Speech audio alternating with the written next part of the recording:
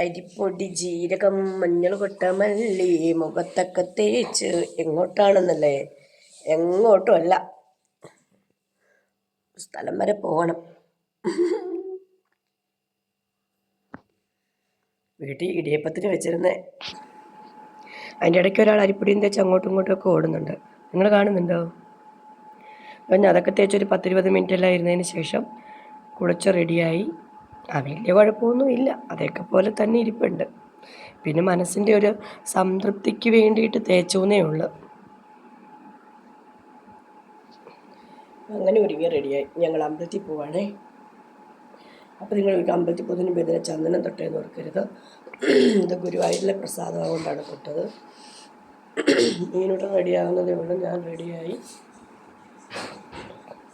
അമ്പലത്തിൽ പോയിട്ട് ബാക്കി വിശേഷങ്ങൾ കാണിക്കാമേ. അമ്പലത്തിൽ പോയിട്ട് വേറെ വിശേഷമൊന്നുമില്ല, തൊഴും വരും, അത്രയൊക്കെ തന്നെയുണ്ട്.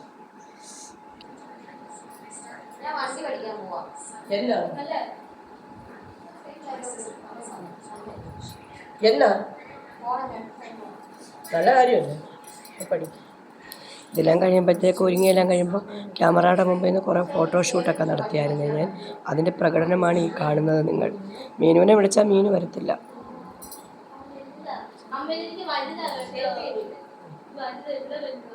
ഞാൻ പറഞ്ഞതല്ലായിരുന്നു അവിടെ ശരിയാക്കാന്ന്.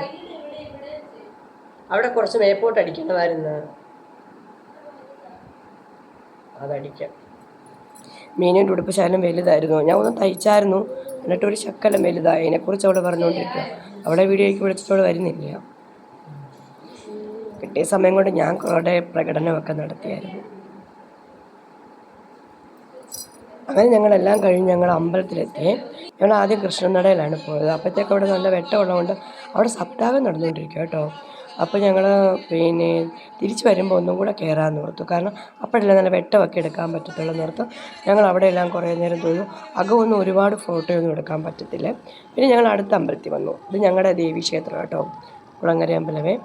അവിടെ വന്നു പിന്നെ കുറേ വഴിപാടൊക്കെ ഉണ്ടായിരുന്നു, അതെല്ലാം അങ്ങ് നടത്തി. പിന്നെ ചരട് പൂജിക്കണമായിരുന്നേ, അതുമെല്ലാം എഴുതിച്ചിട്ട് ഞങ്ങൾ അവിടെ എല്ലാം ചുറ്റിക്കറങ്ങി തൊഴുതു. അതിന് ശേഷം ഞങ്ങൾ കുറേ നേരമൊക്കെ അവിടെയൊക്കെ നിന്ന് നടന്നായിരുന്നു. ഇരുട്ടിയായിരുന്നു, അപ്പോഴത്തേക്ക് അത്ര എടുക്കാനെങ്ങും പറ്റിയൊന്നുമില്ല.